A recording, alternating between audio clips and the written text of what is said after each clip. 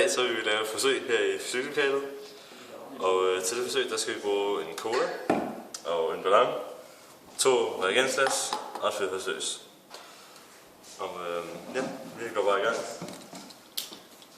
Og Bjarke starter med at tage låget af colaen og putte ballonen over. Sådan der. Og det vi så gør, det er at vi ryster ballonen, så at CO2 kommer op i ballonen.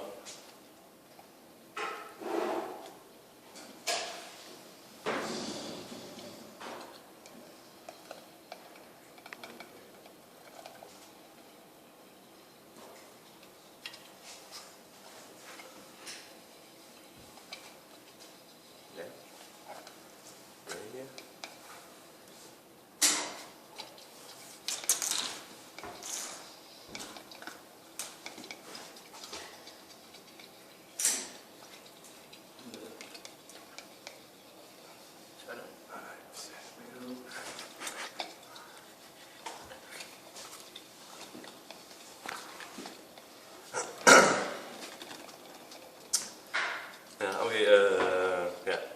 Vi går videre til det næste, hvor vi tager ballonen af.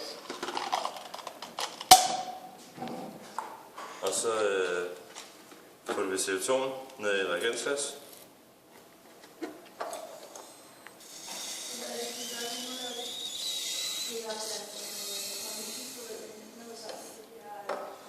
Og meningen med det forsøg, det er at bevise, om CO2 rent faktisk er tungere end luft.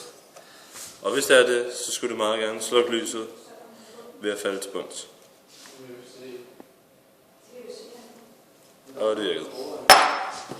Så vi har nu bevist, at CO2 er tungere end luft.